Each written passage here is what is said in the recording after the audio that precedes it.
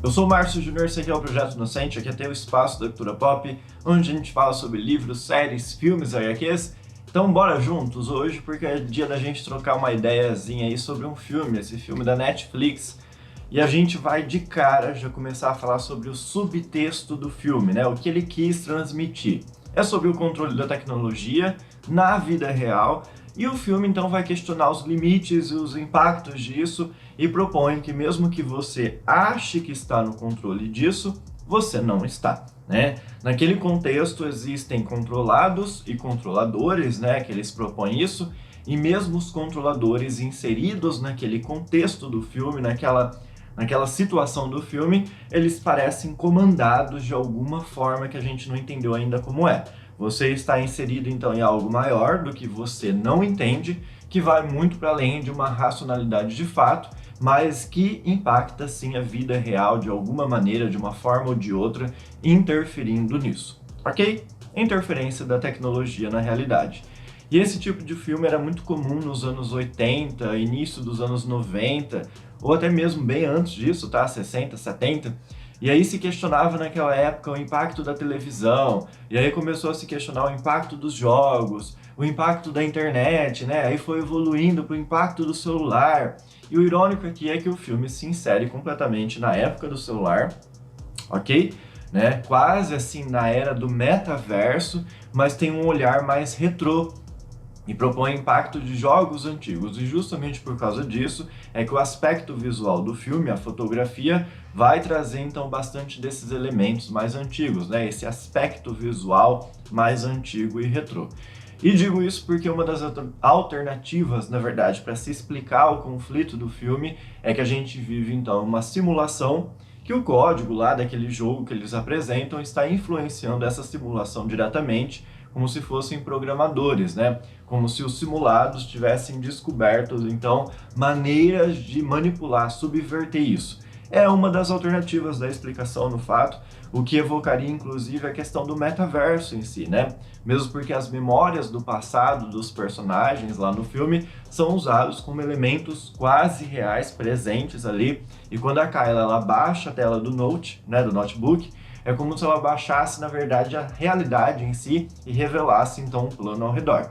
Mas tratar esse assunto sob uma perspectiva de simulação mega tecnológica, isso é manjado, isso está rolando muito. Tipo os computadores de Matrix, né, que é muito tecnológico.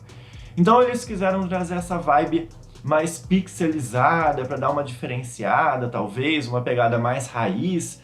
Talvez assim porque une também uma espécie de saudosismo visual de uma grande galera aí, beleza? E apesar do filme evocar esse tipo de filme que era muito comum nessa época que eu falei, ali anos 80, 90, e eram filmes bem inteligentes, usando questionamentos sobre a questão da telerealidade e tudo mais, rolou um problema gigantesco aqui nesse filme, que justamente para eles conseguirem fazer uma franquia, porque é esse o objetivo, ou uma continuação pelo menos, eles deixaram toda a questão teórica em aberto, eles deixaram a questão da discussão em aberto, porque como o objetivo principal do filme, a intenção é mais a ação do que a discussão em si, eles focaram nisso.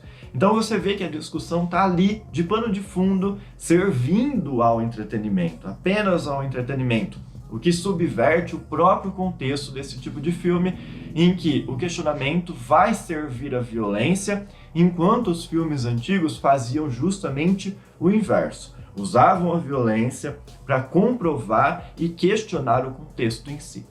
Por isso que o filme aqui, você pode ter tido essa impressão que ele patinou e ele criou situações muito boas a princípio, lá no comecinho, mas depois as situações parecem bem pastelonas, né? Porque elas perdem a intenção.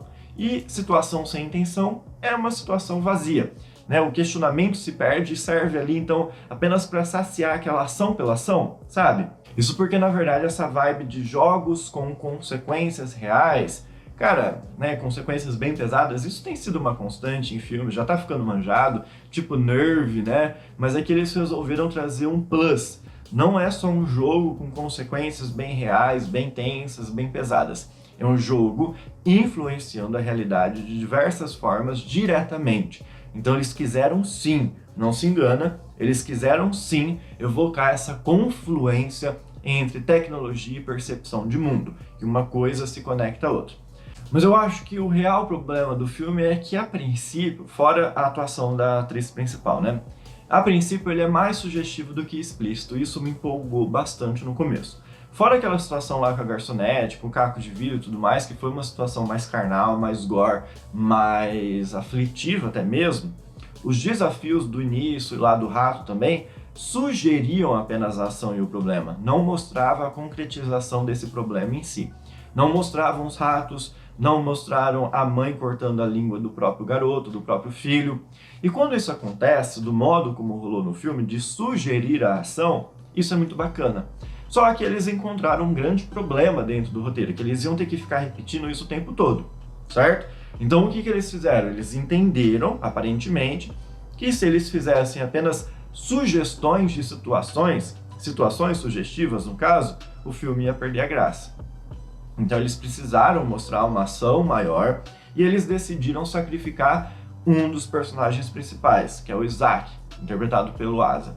E eu aplaudo isso, tá? Mas eu acho que eles se perderam justamente ali quando o Isaac estava vomitando aquela fita, né? Ah, vai e volta, vai e volta. Eu aplaudo sim a coragem de matar um dos personagens principais, bem presentes, mas a situação ali ficou cômica.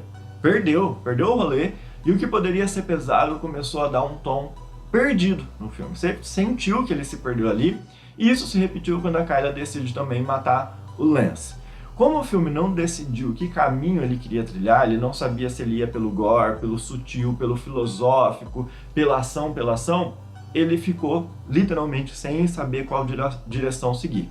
Claramente ele foi construído para dar um start em uma franquia, e eu não vou negar que eu fiquei curioso com uma possível sequência, que eu vou assistir um próximo filme, mas eles poderiam ter investido mais nesse roteiro, na direção e nos atores também. A direção me parecia muito perdida, né?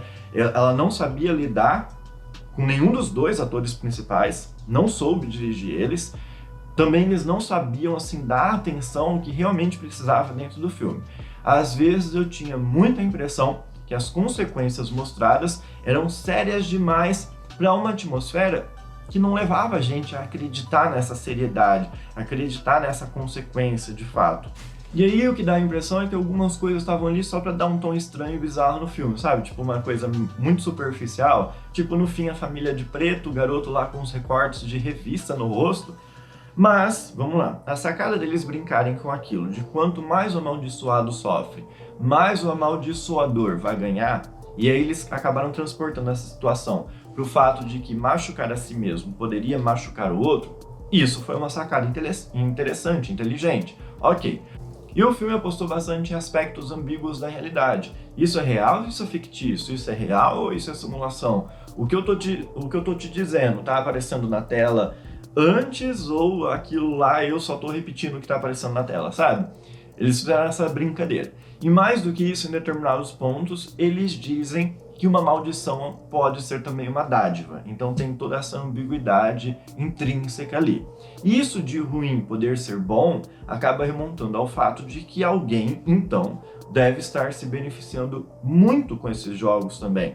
Eu digo assim, em grandiosa escala, porque se a primeira intenção daquele jogo foi distribuir cópias do jogo em si, obviamente próximos filmes que vão surgir vão abordar onde essas cópias estão, o que está rolando, quem que tá matando quem, e aí obviamente vai acabar unindo todos os sobreviventes nessa possível busca de onde esse código vem. E quanto mais se distribui esse jogo, mais pessoas vão se ferrar de uma maneira ou de outra, que é explícito isso. Então, assim, não se sabe quem, mas alguém deve estar se beneficiando gigantescamente com isso. É tipo uma pirâmide. Porque o cara da empresa parece só um pedacinho dessa ponta desse iceberg. Porque esse código, ele veio de algum lugar, a princípio. Eles só descobriram isso. Teve um outro ponto que eu percebo, que a Netflix ela tá brincando bastante, ela tem feito bastante isso. Primeiro que essa questão de franquia, ela tem apostado muito nisso, né? Rua do Medo, por exemplo, é uma franquia. E recentemente ela acabou investindo no retorno do Leatherface. E é justamente sobre o retorno do Leatherface que eu quero falar nesse momento. Que nesse retorno do Leatherface, ela zoou muito a nova geração, a geração do cancelamento. Zoou pacas, né? Apostando assim bastante então numa contraposição de gerações E aqui ela fez a mesma coisa. Ela apostou numa contraposição de gerações, mas ela acabou zoando os boomers que foram zoados. O Hal, ele se enxerga como um herói depois de tudo que ele fez, depois da própria família ter sofrido e ele ter feito as cópias do jogo. E aí ele diz assim no final, caras como eu não podem ser mais heróis, né? Bem essa vibe boomer que demonstra justamente essa distorção de valor e a contraposição dentre ele e essa nova geração, tá? Porque ele tá ali justamente para representar aquele típico cara que fica preso no passado, como o próprio filho e a própria esposa acabam mencionando no comecinho do filme, né? Eles chamam a atenção para isso no começo. Bom, mas era isso. Finalizamos, tá? Se você curte conteúdos de filmes, dá uma olhada na nossa playlist aqui do canal. Tem bastante conteúdo por lá, review, análise, explicação. Daí aproveita e se inscreve por aqui se você não é inscrito e ativa o sininho também, porque daí a gente se vê nos próximos vídeos e até mais!